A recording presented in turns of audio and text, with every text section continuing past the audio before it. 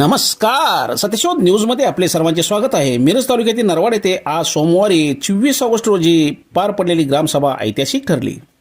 सदर ग्रामसभेला मोठ्या प्रमाणावर गर्दी होऊन ग्रामसभेत अनेक ठराव संमत करून ग्रामसभा शांततेत पार पडली. ग्रामसभेच्या अध्यक्षस्थानी सरपंच मारुती जमादार होते, तर प्रशासकीय अधिकारी म्हणून मारुती वनवे यांनी काम पाहिले.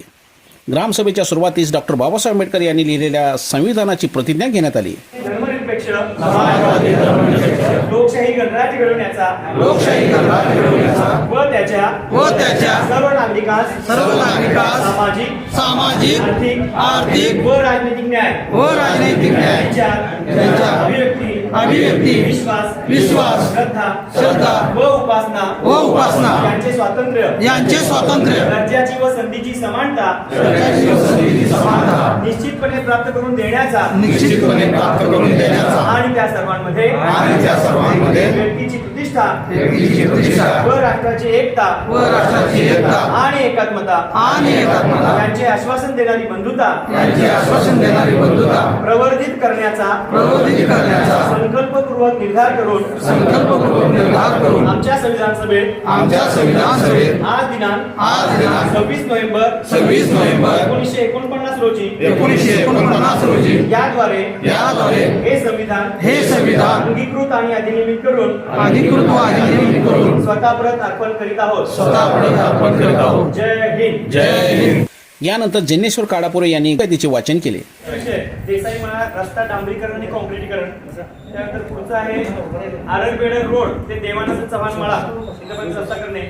सुरज चौगुले घर ते भाऊसाहेब बंडगर घर.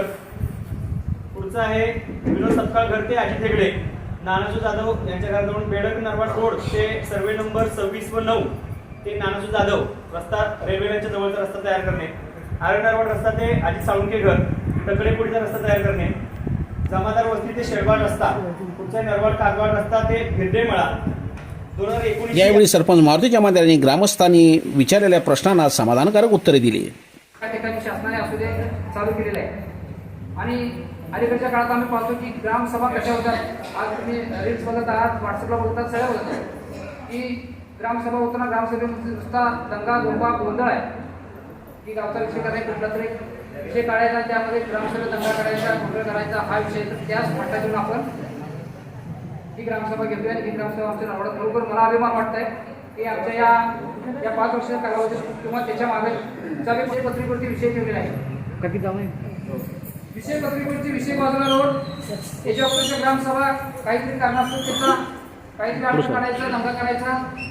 ही जनता जमल्या, माता भगिनी जमलेल्या आहेत, गावच्या विकासाचं काय घ्यायचं ते राहिलं बाजूला. पण असं न होता आज आम्ही फक्त विषयावरती चर्चा करतोय.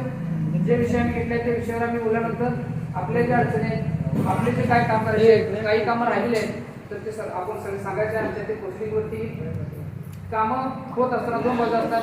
आत्ताच आपण जे संविधान उद्देशिकाचं वाचन केलेलं आहे त्यामध्ये असं सांगितलं डॉक्टर बाबासाहेब आंबेडकरांनी की कायदा हा एका बाजूला पास करायला सांगतो, एका बाजूला त्याची पळवाट आहे आणि एका बाजूला कायद्याचं अंमलबजावणी पूर्ण भारत देशातला प्रत्येक नागरिकापर्यंत लाभ केला पाहिजे.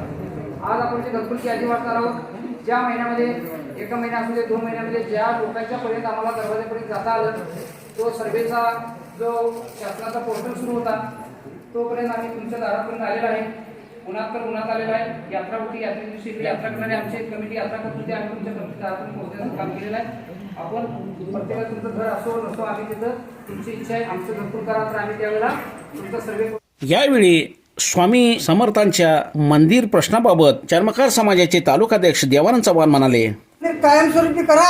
आणि जर व्यायामशाळा जर तुम्हाला बांधायची असली तर त्याचा वरचा मजला आपण रिपेअर करून व्यायामशाळा सुद्धा करा. असं आमचं काही सुद्धा तिथं दुमत नाही. पण ते स्वामी समर्थांचं मंदिर कायमस्वरूपी त्यांच्या नावावर करून द्या. असू दे, नंतर बघूया आपण तो विषय. होणार नाही तो व्यायामशाळेचं नंतर घेऊ. व्यायामशाळा होते, ज्यांना कोणाला अडचण आहे व्यायामशाळेत इतरच कुठतर बांधून घ्या. आणि ते स्वामी समर्थांचं मंदिर कायमस्वरूपी स्वामींच्या मंदिराला द्यावं असं मी विनंती करतो. यावेळी ग्रामपंचायत सदस्या सुनंदा कांबळे म्हणाल्या, आभार मानते. आणि जे इथून 1-1.5 वर्ष आपल्याकडे कार्य राहिलेलं आहे त्यामध्ये जी आपल्या गावामध्ये राहिलेली जी कामं आहेत करायची आहेत तर ती कामं आपल्याला पूर्णत्वास करायची आहेत. तर ह्यासाठी गावकऱ्यांचा आणि आमच्या ह्या पूर्ण कमिटीचा सहकार्य आला पाहिजे. ह्याच्यासाठी तुमची आणि आमची एकजूट विचारांची देवाणघेवाण झाली पाहिजे. यानंतर शंकर शिंदे यांनी उपस्थितांचे आभार मानले. गावातील मतदार नागरिक पत्रकार ग्रामपंचायत सदस्य शाळेचे शिक्षक हे मोठ्या प्रमाणात हजर राहून जे ग्रामसभेला जे विषय मांडायचे ते शांततेत विषय मांडून आपल्या अडचणी मांडल्या त्याबद्दल मी ग्रामसभेस लोकन्यूज सरपंच मारुती जमादार, उपसरपंच रुपाली कांबळे, ग्रामपंचायत सदस्य सुभाष कोळी, विष्णू बुर्डे, कुमार गायकवाड, सतीश माळी, माजी ग्रामपंचायत सदस्य अरुण कांबळे, श्रीवंश लिंबिकाई, ग्रामपंचायत सदस्या लता जाधव, अनुसया बन्ने, सुनंदा कांबळे, विकास सोसायटी चेअरमन महेश कांबळे, शंकर शिंदे, देवानंद चव्हाण, सुखदेव शेळके, राजेंद्र बन्ने, मारुती नागरोजे आदींसह महिला बचत गट, आरोग्य कर्मचारी, अंगणवाडी सेविका, आशा सेविका व मोठ्या संख्येने महिला व पुरुष ग्रामस्थ उपस्थित होते.